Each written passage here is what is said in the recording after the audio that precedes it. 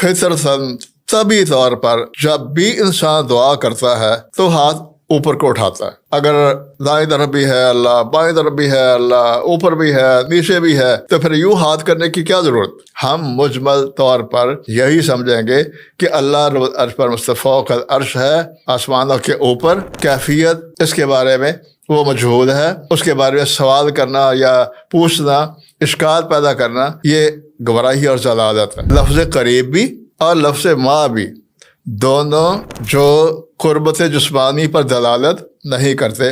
یہ صفت ہے اللہ کی، لیکن یہ گویا کہ صفات کے اعتبار سے اللہ بندہ کے قریب ہوتا ہے. اسلامنا ہدیۃ من ربنا الرحمن. اعوذ باللہ من الشیطان الرجیم. بسم اللہ الرحمن الرحیم. ان ربکم الذی خلق السماوات والارض فی ستۃ ایام ثم استوى علی العرش. صفات باری تعالیٰ میں سے ایک صفت ہے الاستواء یا الاستواء علی العرش. قرآن پاک میں بھی بے شمار آیات میں اور مختلف صورتوں میں اور احادیث میں بھی اس صفت کا ذکر موجود ہے. ہمارا اس بات پر ایمان ہے کہ اللہ رب العزت فوق العرش، ذات کے اعتبار سے فوق العرش اور صفات کے اعتبار سے ہر جگہ موجود ہے. یعنی اس کی حکومت، اس کی حاکمیت، اس کی پہنچ، اس کی قدرت، اس کی نظر، اس کا علم، اس کے بصر، یہ ہر جگہ صفات باری تعالیٰ اللہ رب العزت اپنی صفات کے اعتبار سے وہ ہر جگہ موجود ہے، اور ذات باری تعالیٰ کے اعتبار سے وہ مخلوق سے الگ ہے، فوق العرش. عام طور پر جو ہمارے ہاں اشاعرہ ہے، ماتریدیہ ہے، جو یہ عقیدہ رکھتے ہیں، اور صوفیاء بھی، کہ فی کل مکان، کہ اللہ جل شانہ ہر ذات کے اعتبار سے بھی ہر جگہ موجود ہے. تو یہ عقیدہ صوفیاء کا یا ماتریدیہ کا، شاعرہ کا، یہ گمراہی والا عقیدہ ہے، اور قرآن و سنت سے یہ متصادم ہے. بے شمار احادیث بھی موجود ہیں. اب دیکھیں معراج کا واقعہ، اللہ کے رسول اوپر گئے تھے. اگر اللہ جل شانہ ہر جگہ موجود ہے تو پھر معراج کا کیا معنی ہے؟ پہلے آسمان پر، پھر دوسرے آسمان پر، تیسرے آسمان پر. تو جو واقعہ معراج کا ہے، جو گویا کہ تواتر کے ساتھ ثابت ہے، وہ بذات خود اس بات کی بھی دلیل ہے کہ اللہ رب العزت فوق العرش.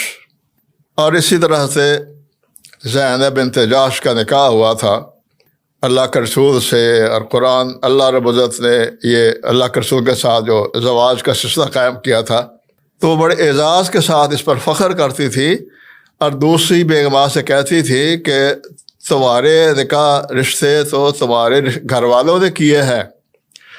وَزَوَّجَنِي اللَّهُ مِن فَوْقِ سَبْعِ السَّمَاوَاتِ. اور میرا جو تعلق میں زوجیت کا قائم کیا اللہ کے رسول کے ساتھ، وہ اللہ رب العزت نے 7 آسمانوں سے اوپر، من فوق سبع سماوات. اور اسی طرح آپ دیکھیں کہ فطرتاً طبی طور پر جب بھی انسان دعا کرتا ہے تو ہاتھ اوپر کو اٹھاتا ہے. اگر دائیں طرف بھی ہے اللہ، بائیں طرف بھی ہے اللہ، اوپر بھی ہے نیچے بھی ہے، تو پھر یوں ہاتھ کرنے کی کیا ضرورت؟ حدیث میں موجود ہے، ان اللہ یستحیی من عبدہ اذا رفع الیہ یدیہ ان یردہما صفرا. کہ جب اللہ رب العزت کی حیا آتی ہے جب اس کا بندہ دونوں ہاتھ آسمان کے اٹھا کر اللہ سے دعا کرتا ہے، تو خالی ہاتھ لوٹاتے ہوئے اللہ رب العزت کو حیا آتی ہے. اسی طرح دیکھیں تشہد میں، عرفات میں، اور بھی جگہ جہاں بھی اشارے کی بات ہوتی ہے تو وہ آسمان کی طرف ہی اشارہ کیا جاتا ہے.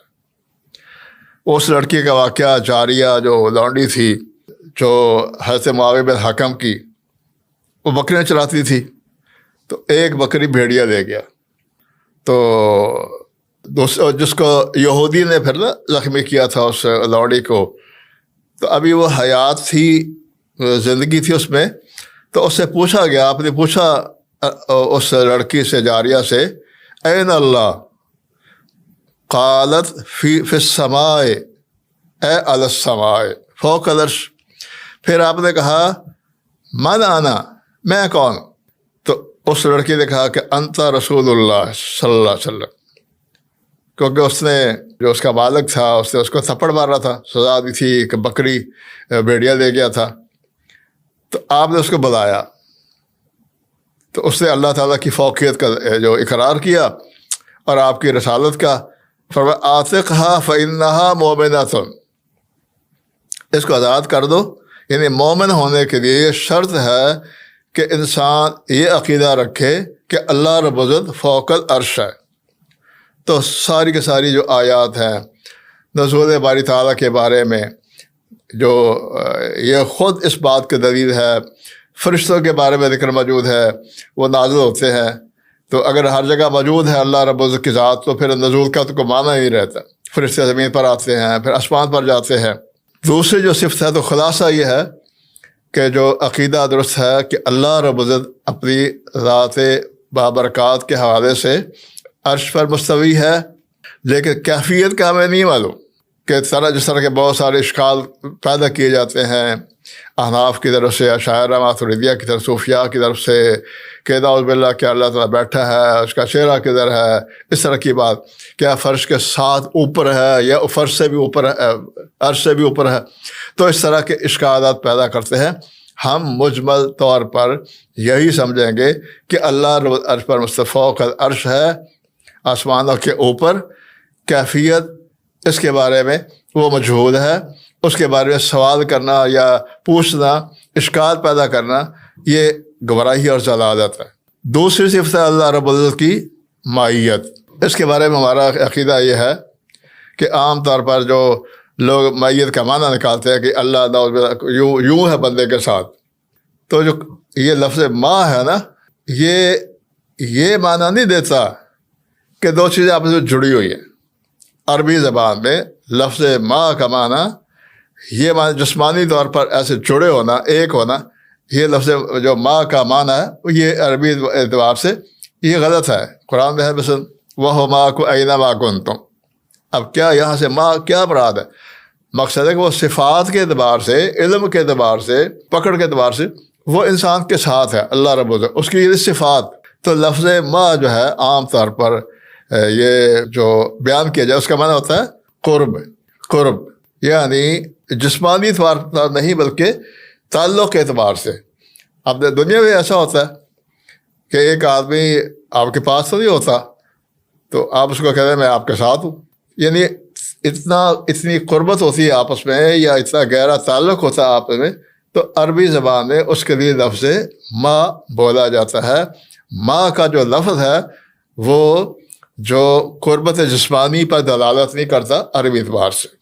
تو بے شمار اس کے بارے میں آیات بھی ہیں اور حدیث بھی ہیں، تو جو اس بات پر دلالت کرتی ہیں۔ عام طور پر جو صوفیاء ہیں وہ اس طرح کے عقیدہ رکھتے ہیں کہ قربت کا معنی، ماں کا معنی، یہ جو جن کا یہ عقیدہ ہوتا ہے کہ وجود ایک ہو جانا ہے اللہ کا اور بندے کا، تو وہ انہی الفاظ کی ایسے استدلال کر کے وہ کرتے ہیں، لیکن عربی زبان میں اس کا معنی قرب کا ہوتا ہے، تعلق ہوتا ہے۔ جیسے ایک آدمی فرمایا اللہ رب العزت نے وَإِذَا سَأَلَكَ عِبَادِي عَنِّي فَإِنِّي قریب، قریب کا معنی بھی یہی ہوتا ہے۔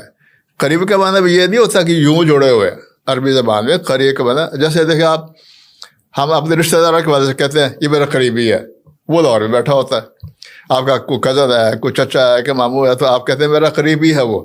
تو لفظ قریب بھی اور لفظ ماں بھی دونوں جو قربت جسمانی پر دلالت نہیں کرتے، یہ صفت ہے اللہ کی، لیکن یہ گویا کہ صفات کے اعتبار سے اللہ بندہ کے قریب ہوتا ہے، اور اسی طرح قدرت کے اعتبار سے، پہنچ کے اعتبار سے، نصرت کے اعتبار سے۔ تو گویا کہ خلاصہ آج کے درس کا یہ ہے کہ فوقیت پر ہمارا ایمان ہے اور ماہیت اور قربت پر بھی ہمارا ایمان ہے، لیکن ویسے جیسے قرآن و سنت نے ان کی وضاحت کر دی ہے۔ سبحان ربک رب العزت عما یصفون وسلام علی المرسلین والحمد للہ رب العالمین۔